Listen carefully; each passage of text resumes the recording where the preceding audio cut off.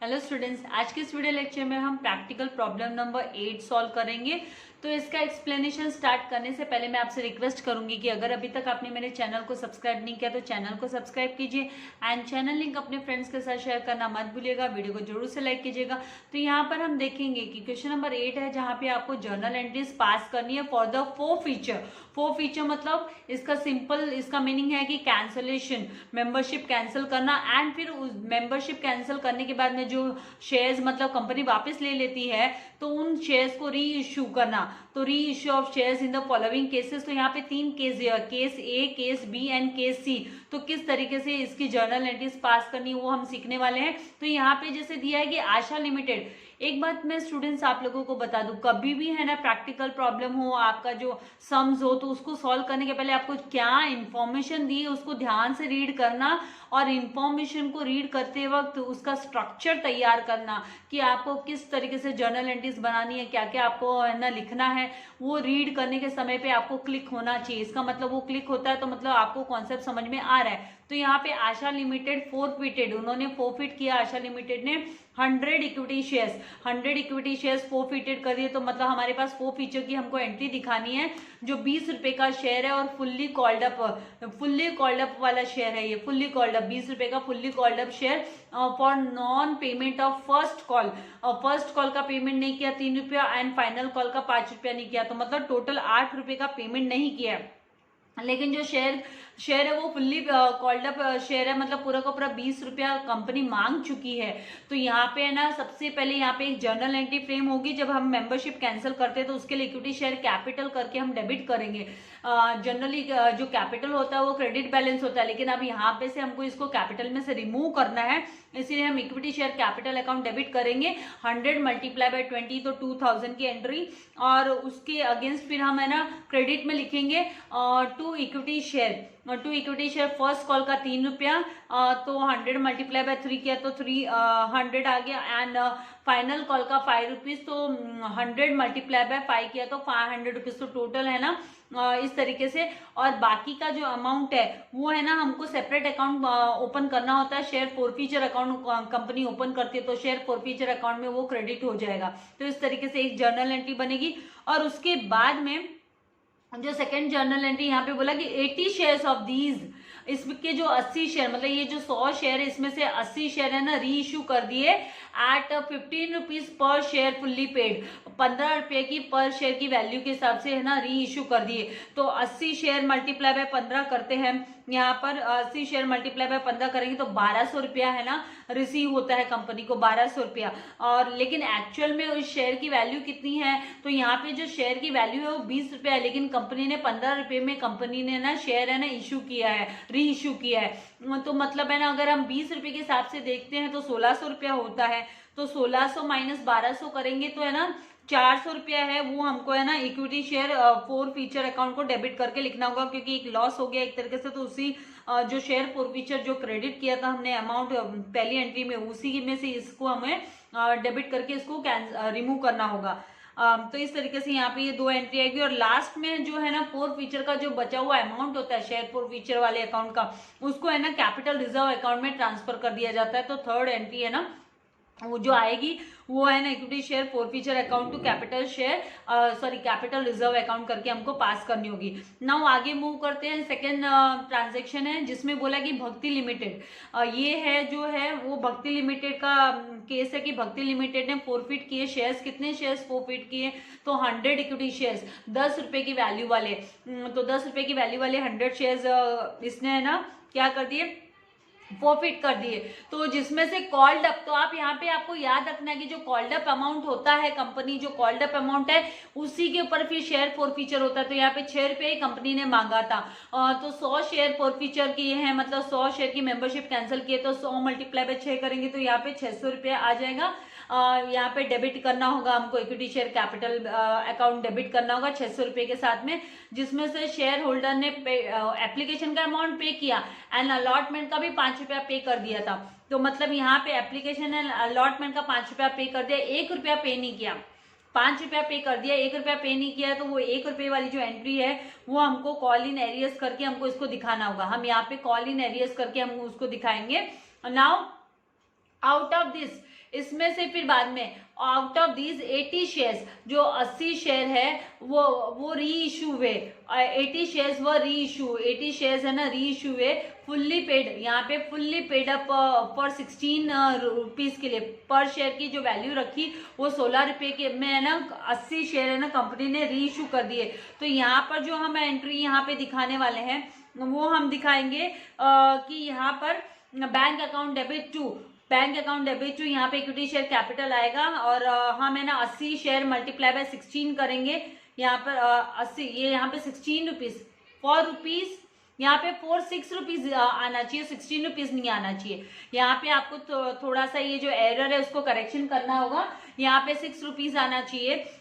तो 80 multiply by 6 करेंगे तो 480 आना चाहिए, 480 की एंट्री दिखाएंगे। एंड इसके बाद में यहाँ पर जो डिफरेंस आएगा, जो मतलब इन्होंने शेयर फोर फीचर में जो क्रेडिट हुआ है एंड मतलब जो यहाँ पर फोर फीचर के समय पर, फोर फीचर कितने में फोर फीचर हुआ है तो वो हमको देखना पड़ेगा। तो उसके हिसाब से फिर हमको उसका डिफरेंस का है ना कैपिटल रिजर्व में भी हमको ट्रांसफर करनी होगी, एंट्री को हम है ना कैपिटल रिजर्व में भी उसको ट्रांसफर करेंगे। नाउ नेक्स्ट यहाँ पर हम मूव करेंगे, तो नेक्स्ट यहाँ पर है कोनार्क लिमिटेड का। कोनार्क लिमिटेड ने फोरफिटेड किए 50 शेयर्स ऑफ ₹10 ईच, 10 रुपए वाले 50 शेयर्स है ना कोनार्क लिमिटेड ने है ना क्या किए, फोरफिट कर दिए, जिसका कॉल्ड अप अमाउंट 8 रुपीज था कॉल्ड अप अमाउंट। तो 50 मल्टीप्लाई बाय हमको 8 करना होगा, 50 मल्टीप्लाई बाय 8 करेंगे तो यहाँ पर है ना ये 400 रुपीज का हमको दिखाना है इक्विटी शेयर कैपिटल डेबिट में। एंड फिर है ना यहाँ पे क्या बोला कि the shareholder fail to pay first call, first call का 3 रुपया फेल हो गया वो पे करने में, तो हमको यहाँ पे लिखना होगा equity share first call 50 multiply by 3 करेंगे। And then later on 30 shares of these, इसमें से ना 30 शेयर है ना वो क्या हो गए, वो री इशू हो गए हैं 7 रुपए के हिसाब से। तो फिर उसकी री इशू की एंट्री हमको दिखानी है। एक्चुअल में उसकी जो वैल्यू है वो कितनी है, वो 8 रुपया है। तो 1 रुपए का जो लॉस है वो हमको है ना डेबिट में हमको है ना इक्विटी शेयर फोरफीचर करके दिखाना पड़ेगा। 7 रुपया में री इशू किया है, लेकिन 1 रुपया जो है वो हमको है ना इक्विटी शेयर फोरफीचर में हमको दिखाना होगा। एंड इसके बाद में जो लास्ट एंट्री आएगी वो है ना इक्विटी शेयर फोरफीचर को लेकर एंड कैपिटल रिजर्व में ट्रांसफर करना है करके, तो उसका जो डिफरेंसेस हमको फाइंड आउट करना होगा, तो उसके अकॉर्डिंगली हमको एंट्री पास करनी होगी। तो मैंने है ना आप लोगों के लिए फॉर्मेट रेडी रखा है, मैं बहुत ही अच्छे से आप लोगों को कैसे वर्किंग नोट के साथ आपको बताने वाली हूँ कि कैसे आप लोगों को ट्रांजेक्शन्स रिकॉर्ड करने हैं। तो चलिए मैंने फॉर्मेट रेडी रखा है तो आप लोगों को मैं बता देती हूँ। तो सबसे जो फर्स्ट एंट्री है वो हम लिखेंगे, ये मैंने यहाँ पे फॉर्मेट अलग अलग बनाया है कि journal in the books of Asha limited and then journal in the books of Bhakti limited and the last journal entries in the books of Konark limited. Now जो फर्स्ट है यहाँ पर फर्स्ट ट्रांजेक्शन, मतलब फर्स्ट जो एंट्री हमारी फ्रेम होने वाली है वो फोरफिटेड की, मतलब कैंसिलेशन की। हमें ना क्या करेंगे, इक्विटी शेयर कैपिटल, तो उसके लिए हम लिखेंगे इक्विटी शेयर कैपिटल को अब डेबिट करना होगा। जब है ना कैपिटल इंक्रीज होता है तो हम क्रेडिट करते हैं, अब यहाँ पे कैपिटल डिक्रीज हो रहा है तो इसे हमको क्या करना होगा, डेबिट करना होगा। तो क्योंकि ये वाला पैसा हम कैंसिल कर रहे हैं ना, मेंबरशिप वापस छीन रहे हैं, तो यहाँ पर equity share capital account debit, और यहाँ पे कितना अमाउंट आएगा, तो कितने जो शेयर्स है वो फोरफिटेड हो रहे, तो 100 शेयर्स। तो यहीं पे मैं एंट्री आपको बता देती हूँ, 100 मल्टीप्लाई बाय यहाँ पर, और कितना मतलब इसका जो अमाउंट है वो कितना अमाउंट वाला ये शेयर है, ईच फुल्ली पेड अप वाला अमाउंट है, तो वो 20 रुपीज़ ईच वाला है। तो 20 से मल्टीप्लाई करेंगे तो यहाँ पर 2000 का अमाउंट आएगा, 2000। अब इसमें से कितना रिसीव हो चुका है और कितना नहीं हुआ, तो यहाँ पर जो रिसीव हो गया है उसको तो हम फोरफीचर में देने वाले हैं।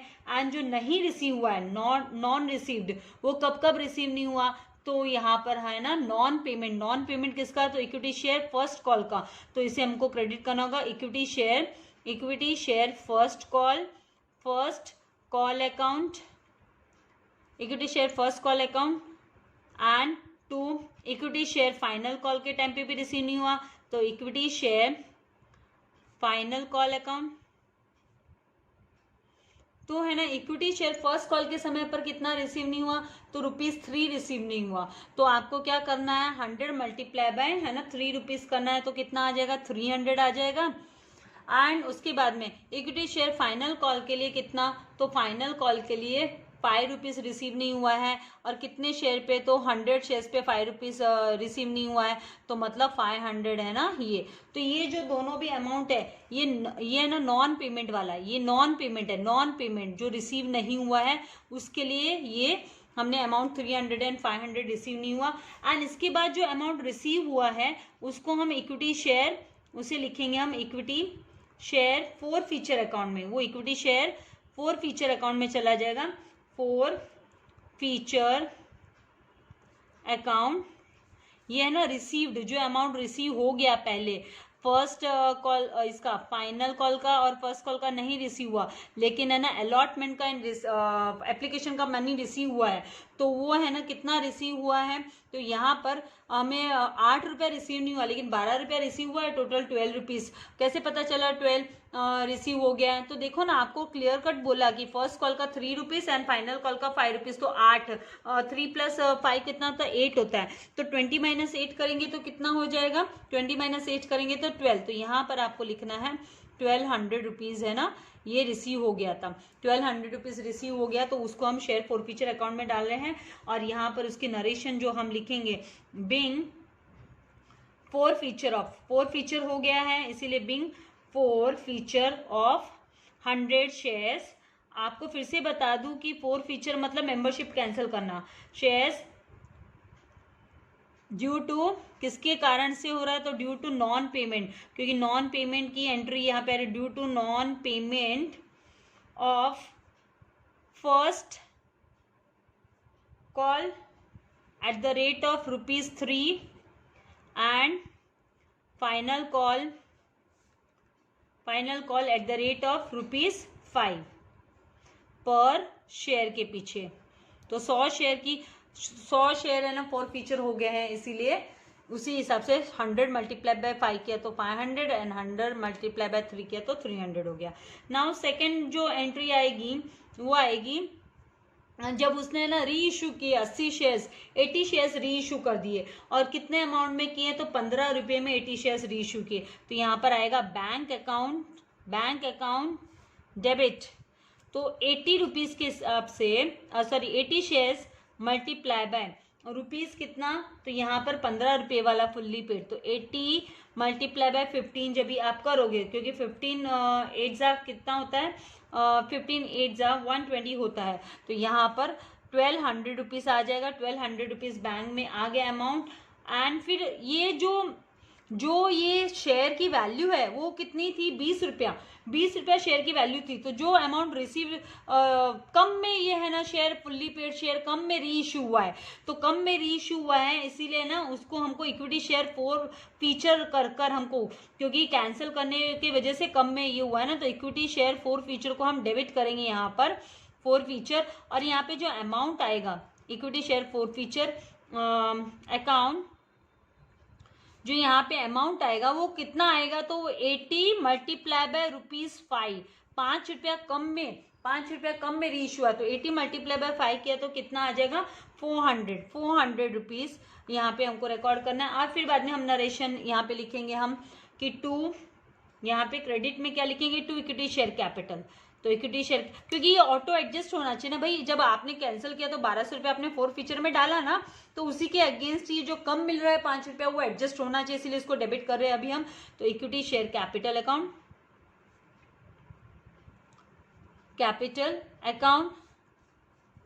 यहाँ पे आएगा आपका 1600, नरेशन में लिखेंगे बिंग री इशू हो रहा है, तो बिंग री इशू ऑफ 80 forfeited शेयर्स का री इशू है, तो 80 forfeited shares at the rate of ₹15 पर शेयर फुल्ली पेड वाला।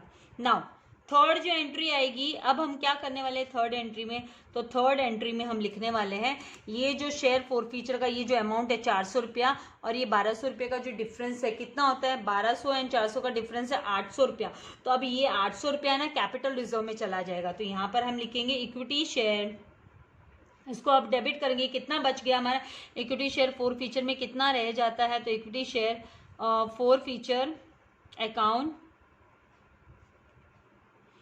जहां पर ये 1200 रुपया 4 फीचर का माइनस ये 400 रुपया जो डेबिट किया है, तो बच गया 800 रुपया। तो ये कैपिटल रिजर्व में हम क्रेडिट कर रहे हैं। अब ये कैपिटल रिजर्व अकाउंट में चला जाएगा, तो इसको लिखेंगे टू कैपिटल रिजर्व। यही इसका है ना पैटर्न होता है, प्रोसीजर होता है कैपिटल रिजर्व। ये बार बार ये प्रॉफिट थोड़ा ना होता है कंपनी को। यहाँ पे नरेशन में लिख दिया जाएगा बिंग बैलेंस, जो बचा हुआ balance of share 4 feature, share 4 feature में से जो बैलेंस बच गया एडजस्ट करने के बाद में, account transferred to capital reserve account. ये कैपिटल रिजर्व अकाउंट में ट्रांसफर हो गया है। इस तरीके से हमको लिखना है। तो आई होप आपको इसका कॉन्सेप्ट समझ में आ गया होगा। आपको चाहिए तो इसके आप स्क्रीनशॉट ले सकते हो। नाउ नेक्स्ट, जो नेक्स्ट इसी में है, लेकिन मैंने इसका फॉर्मेट मतलब इसमें हेडिंग अलग से दे दी कि भाई journal entries in the books of Bhakti limited. तो ये जो पार्ट हमने सॉल्व किया था ये ए पार्ट था, हमारे क्वेश्चन नंबर 8 का ए पार्ट था। एंड अभी जो हम सॉल्व कर रहे हो क्वेश्चन नंबर 8 का बी पार्ट है। तो बी पार्ट में भक्ति लिमिटेड के बारे में है। तो अभी भक्ति लिमिटेड को लेकर क्या हमें एंट्री रिकॉर्ड करनी होगी। तो सबसे पहले जो यहाँ पे 4 फीचर हो रहा है, राइट, तो 4 फीचर आ रहा है, तो हम 4 फीचर की एंट्री दिखाएंगे कि इक्विटी शेयर कैपिटल को डेबिट करना पड़ेगा, क्योंकि यहाँ पे भी कैंसिल हो रहे हैं ना, भक्ति लिमिटेड में भी 4 फीचर हो रहे हैं। शेयर्स कितने शेयर्स, तो 100 शेयर्स मल्टीप्लाई बाय ₹6 वाले, तो ₹6 वाला ये हो रहा है। तो 600 हम यहाँ पे लिख देंगे। फिर उसके बाद में यहाँ पे जो अमाउंट हमको दिखाना है, नेक्स्ट जो हमको इसका दिखाना होगा वो दिखाना होगा कॉल इन एरियर्स करके, क्योंकि यहाँ पे जो है ना 6 रुपया कंपनी ने कितना मांगा, कंपनी ने ना 6 रुपया भाई मांगा। तो कॉल्ड अप 6 रुपया कॉल किया, उसमें से भी 1 रुपया नहीं रिसीव हुआ, उसमें से भी 1 रुपया रिसीव नहीं हुआ, इसीलिए उसको हम कॉल इन एरियर करके रिकॉर्ड करने वाले हैं क्रेडिट में। तो टू कॉल इन एरियर्स उस वक्त तक कंपनी को पता नहीं था, इसलिए टू कॉल इन एरियर्स करके इसका रिकॉर्ड होगा कॉल इन एरियर्स अकाउंट। क्योंकि ये अलॉटमेंट एंड एप्लीकेशन के टाइम पे 5 ही रुपया रिसीव हुआ, 5 ही रुपया। कॉल्ड अप 6 किया, अलॉटमेंट के टाइम पे 5 ही रुपया, paid application and called up वो 5 रुपये का हुआ। आगे कौन सा पैसा रिसीव हुआ कौन सा नहीं हुआ, कॉल का नंबर हमको पता नहीं, फर्स्ट कॉल फाइनल कॉल का तो हमको कुछ पता ही नहीं है, उसका तो मांगा ही नहीं है कंपनी ने। और कंपनी ने ना ये 1 रुपीज़ का जो है ना कॉल इन एरियर्स रिकॉर्ड कर लिया, क्योंकि है ना कंपनी को खाली 5 रुपया ही रिसीव हुआ, 5 रुपया ही रिसीव हुआ था, 1 रुपया नहीं रिसीव हुआ। तो ये जो नहीं रिसीव हुआ उसको कॉल इन एरियर्स करके, और जो रिसीव हुआ कंपनी का पैसा उसको कंपनी ने to equity share 4 forfeiture account जो रिसीव हुआ था पैसा 100 शेयर्स मल्टीप्लाई बाय 5 रुपये रिसीव हुआ था, वो 500 करके हम रिकॉर्ड कर लेंगे। फिर यहाँ पे नरेशन में लिखेंगे being 4 forfeiture of 100 equity shares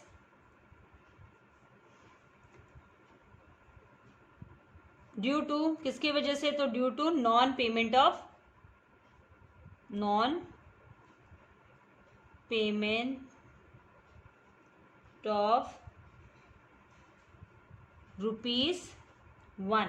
1 रुपया पे नहीं किया, तो उसके लिए ही कंपनी ने इसको मेंबरशिप कैंसिल कर दी। नाउ कंपनी ने इस शेयर्स को क्या किया, री इशू कर दिया।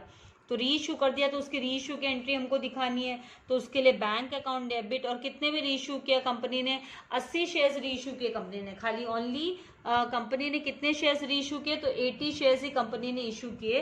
तो 80 शेयर्स हम यहाँ पे लिखेंगे बैंक अकाउंट डेबिट। और आपको एक करेक्शन कर लेना है, जैसे मैंने आपसे कहा जो करेक्शन आपको करना है टेक्स्ट बुक में, यहाँ पर जो आपको अमाउंट दिखाई दे रहा है reissued as fully paid up, यहाँ पे ना 6 रुपया पर शेयर आना चाहिए आपका। यहाँ पर 6 रुपया पर शेयर ही हमको दिखाना है, क्योंकि जो वैल्यू है इक्विटी शेयर्स की वो 10 रुपीज़ ही है, 10 रुपीज़ है। तो 10 रुपीज़ से ऊपर कैसे जा सकता है? ये जो फेस वैल्यू है वो 10 रुपीज़ की है, तो ये 16 नहीं आएगा, यहाँ पे ओनली 6 रुपीज़ आना चाहिए। तो ये आपको करेक्शन कर लेना है कि भाई यहाँ पे ये ओनली 6 रुपीज़ है। तो 6 रुपीज़ के हिसाब से फुल्ली पेड अप कंपनी ने री इशू किया है। तो बैंक अकाउंट डेबिट हम करेंगे कितना अमाउंट यहाँ पे, तो हम 80 rupees, 80 shares rupees multiply by 6 करेंगे, डेबिट करेंगे। तो 8 6 48 होता है, तो 480। एंड उसके बाद में to equity share capital, to equity share capital, क्योंकि डायरेक्टली यहाँ पे इक्विटी शेयर कैपिटल में चला जाएगा ना, कोई दूसरे फर्स्ट कॉल फाइनल कॉल ऐसी कोई बात ही नहीं है, इसलिए to equity share capital account यहाँ पर 480 हम रिकॉर्ड कर लेंगे, क्योंकि यहाँ पर कोई भी 4 फीचर के साथ एडजस्ट नहीं होगा, क्योंकि पूरा का पूरा 6 रुपया कॉल्ड अप वाला 6 रुपया रिसीव हो रहा है। तो हमको कोई 4 फीचर के साथ कोई लॉस वगैरह है नहीं कि उसको एडजस्ट करना है। तो अब सारा का सारा ये जो 100 रुपीज़ है वो यहाँ पर ये जो सारा का सारा ये जो 500 रुपीज़ है वो पूरा का पूरा थोड़ा ना कैपिटल रिजर्व में जाएगा, वो पूरा कैपिटल रिजर्व में नहीं जाएगा, क्योंकि री इशू कितने शेयर्स हुए हैं, तो यहाँ पे नंबर ऑफ शेयर्स जो री इशू है वो ओनली 80 हुए हैं, ओनली 80 शेयर्स री इशू हुए हैं। तो इसका मैं आप लोगों को यहाँ पे हम नरेशन लिख लेते हैं, फिर आपको इसका मैं वर्किंग नोट दिखा देती हूँ कि आपको इसका कैलकुलेशन किस तरीके से करना है। तो उसके प्रपोर्शन के हिसाब से ही हमको है ना कैलकुलेशन करना पड़ेगा, यहीं पे दिखा दूंगी। तो यहाँ पे लिखेंगे हम पहले तो बिंग री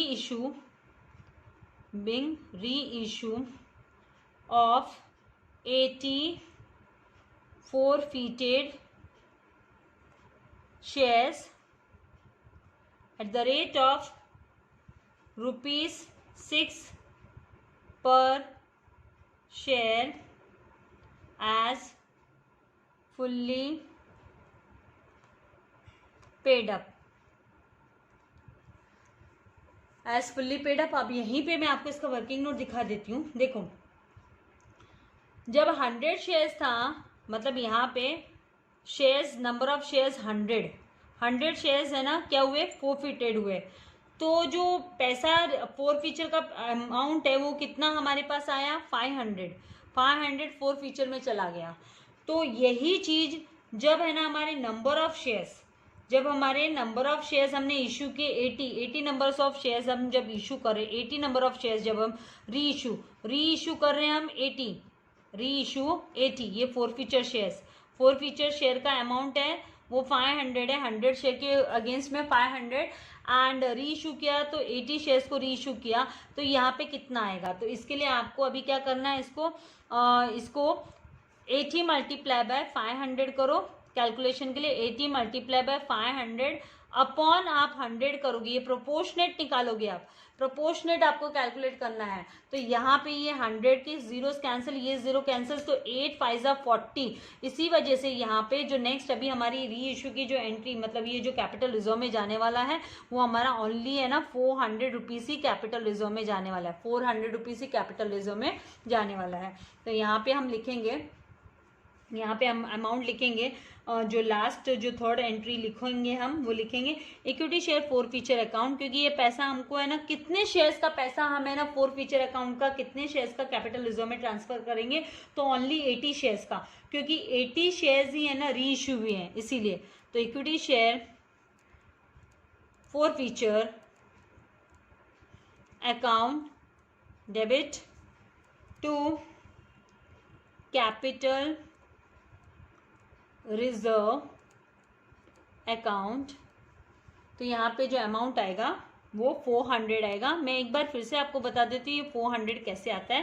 पहले यहाँ पे नरेशन लिख दूँ मैं, बिंग यहाँ पर बिंग प्रोपोर्शनेट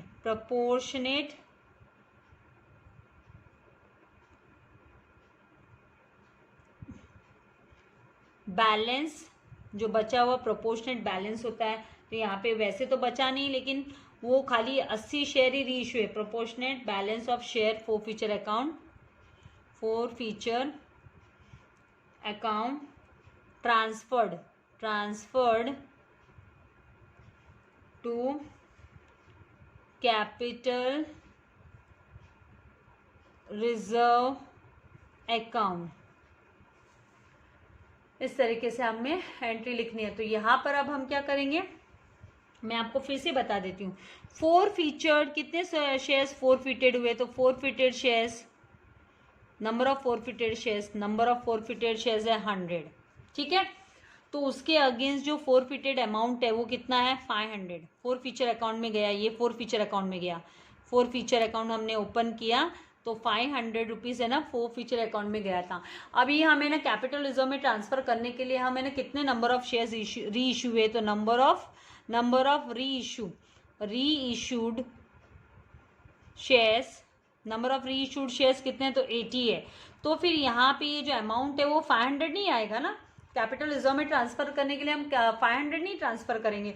तो अब हम क्या करेंगे, 80 मल्टीप्लाई बाय 500 करो, 80 मल्टीप्लाई बाय 500 एंड इसको डिवाइड बाय 100 करो। मुझे पेज नहीं टर्न करना इसलिए यहाँ पे कर रही हूँ, डिवाइड बाय 100 करो।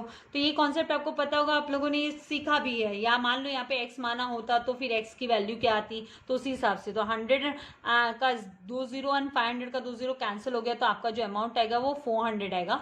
तो ओनली 400 रुपीज़ है ना, 400 रुपीज़ कैपिटल रिजर्व में जाएगा, क्योंकि 80 शेयर्स ही है ना री इशू हुए हैं, इसीलिए इसका फर्क ये है, ये कारण है, ठीक है। अभी नेक्स्ट यहाँ पे हमारे जो लास्ट जो है journal entries in the books of Konark. तो कोनार्क लिमिटेड की बुक में जो जर्नल एंट्री आएगी, तो उसके लिए सबसे पहले जो जर्नल एंट्री होगी कि भाई 50 शेयर्स है ना, फुल्ली पेड अप वाले नहीं है, 50 शेयर्स 10 रुपये वाला शेयर है, वो 80 कॉल्ड अप वाला अमाउंट वाला क्या हो गया, वो यहाँ पर कैंसिल हो गया, उसकी मेंबरशिप कैंसिल हो गई है। तो हमें इक्विटी शेयर यहाँ पे हम लिखेंगे, equity share capital account debit. तो यहाँ पे जो अमाउंट आएगा वो कितने शेयर्स है, तो 50 शेयर्स मल्टीप्लाई बाय हमको करना है 8 रुपीज़, तो 400 आया यहाँ पे 400। फिर इसमें से कितना रिसीव हो चुका है, तो वो हमें ना शेयर फोर फीचर में दिखा देंगे। और जो रिसीव नहीं हुआ है उसको हम क्या करेंगे, उसको हम यहाँ पर फर्स्ट कॉल का 3 रुपया रिसीव नहीं हुआ है, तो उसको हमको फर्स्ट कॉल करके क्रेडिट करना है। तो equity share first call account credit वाला, तो इसकी एंट्री कैसे होगी, 50 शेयर्स पे ₹3 रिसीव नहीं हुआ, तो ये अनरिसीव्ड अमाउंट है, नॉट रिसीव्ड, ये नॉन पेमेंट वाला है अमाउंट। तो यहाँ पे 5 3 150, तो 150 हमको रिकॉर्ड कर लेना है इक्विटी शेयर फर्स्ट कॉल का। एंड फिर हमको लिखना है 2 equity share forfeiture account, equity share forfeiture account. तो फोर फीचर में जो रिसीव हुआ, तो कंपनी को कितना रिसीव हो चुका था, तो 50 रुपीज़ में कंपनी को 3 रुपया रिसीव नहीं हुआ, लेकिन 5 रुपया रिसीव हो गया था ना, क्योंकि 8 - 3 करेंगे तो 5 रुपीज़, तो 5 रुपीज़ रिसीव हुआ था, ₹5 रिसीव हुआ है। तो 5 5 25, तो 250 कंपनी को रिसीव हुआ था, राइट। अभी इसकी नरेशन लिखेंगे, बिंग री इशू, यहाँ पे सॉरी री इशू नहीं, फोर फीचर का हमको लिखना है, being forfeiture of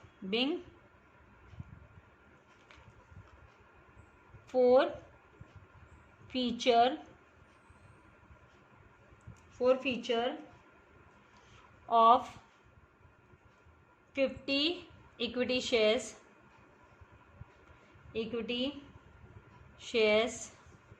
due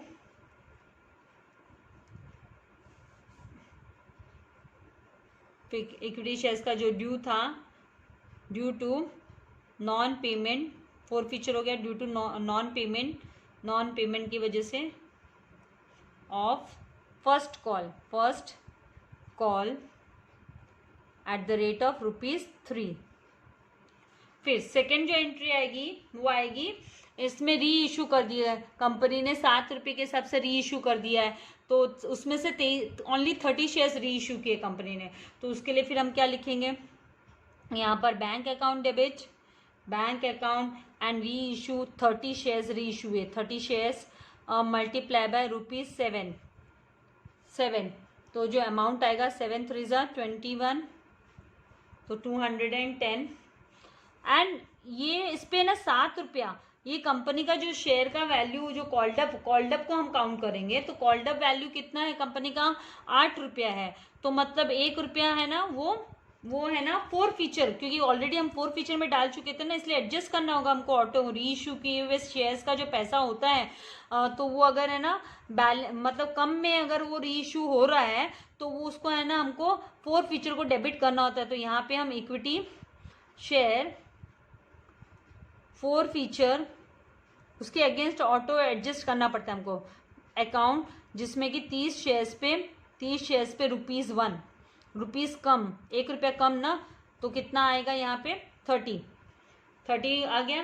फिर यहाँ पे हम लिखेंगे टू इक्विटी शेयर कैपिटल, क्योंकि डायरेक्टली अभी इक्विटी शेयर कैपिटल अकाउंट में चला जाएगा, अभी इसको कोई चांस नहीं दिया इंस्टॉलमेंट का। इक्विटी शेयर कैपिटल अकाउंट, तो इक्विटी शेयर कैपिटल अकाउंट में हमको 30 मल्टीप्लाई बाय ₹30 मल्टीप्लाई बाय यहाँ पर हमको कैपिटल अकाउंट में कितना दिखाना होगा, 8 रुपीज़, क्योंकि वो जो शेयर की वैल्यू है वो कितनी 8 रुपीज़। तो यहाँ पे 30 मल्टीप्लाई बाय 8, यहाँ पे ये शेयर है, तो यहाँ पे कितना आ जाएगा 8 3 24, तो 240 रुपीज़। इस तरीके से हमको लिखना है। फिर नरेशन में हम लिखेंगे बिंग री इशू ऑफ 30 फोरफिटेड शेयर्स, जो 30 फोरफिटेड शेयर्स है वो री इशू है, forfeited shares at the rate of ₹7 पर शेयर। अभी जो लास्ट एंट्री आएगी वो आएगी कैपिटल रिजर्व में कितना ट्रांसफर होगा। तो अभी यहाँ पे देखिए, ये फोर फीचर का यहाँ पे 30 रुपीज़ एंड यहाँ पे फोर फीचर का कितना 250, तो इन दोनों का जो डिफरेंस है वो कितना आता है, वो आता है 210। लेकिन हम 210 नहीं लेंगे, क्यों, क्योंकि जो शेयर्स है ना वो 50 शेयर्स है ना फोरफिट हुए थे, लेकिन हमने री इशू तो ओनली 30 शेयर्स किया है, तो हमें इसका प्रोपोर्शन निकालना पड़ेगा। तो यहाँ पर मैं वर्किंग नोट आप लोगों को दिखा देती हूँ कि कैसे निकालेंगे। तो नंबर ऑफ, यहाँ पे हम लिखेंगे नंबर ऑफ फोरफिटेड शेयर्स, कितने फोरफिट हुए थे शेयर्स, तो number of forfeited shares, total number of forfeited shares कितने हैं, तो total number of forfeited shares यहाँ पे है 50, राइट। और उसका जो अमाउंट है ना फोर फीचर अकाउंट में कितना गया है, तो 250 रुपीज़ गया है। फोर फीचर अकाउंट में 250 अमाउंट गया है, अमाउंट 250 फोर फीचर अकाउंट में गया है, ठीक है। फिर इसमें से जो री इशूड, नंबर ऑफ री इशूड शेयर्स कितना है, तो री इशूड शेयर्स का नंबर है वो है 30 शेयर्स ही री इशूड हुए हैं। तो फिर इसका जो अमाउंट आएगा शेयर कैपिटल में जाने के लिए तो हमें प्रोपोर्शनल निकालना पड़ेगा, क्योंकि हम है ना उसके लिए 250 नहीं ले सकते। तो है ना इसको क्रॉस यहाँ पे मल्टीप्लाई करेंगे तो कितना हो जाएगा 250, that is 250 multiply by 30 upon हमको 50 करना है, अपॉन 50। तो यहाँ पे this zero got cancel with this and 5 1 5 and 5 5 25, तो 50 मल्टीप्लाई बाय 3 किया तो 150। तो खाली 150 रुपया है वो कैपिटल रिजर्व में जाएगा, ओनली 150 कैपिटल रिजर्व में जाएगा। तो यहाँ पे अभी हम एंट्री लिखने वाले हैं कि इक्विटी शेयर फोर फीचर, हम क्या लिखेंगे, equity share forfeiture account debit to equity, यहाँ पे capital reserve, sorry equity share capital लिखने की जरूरत नहीं है, यहाँ पे कैपिटल रिजर्व्स में डाल रहे हैं। तो टू कैपिटल रिजर्व अकाउंट, क्या लिखेंगे हम, to capital reserve account 150 rupees. Narration में लिख देंगे बिंग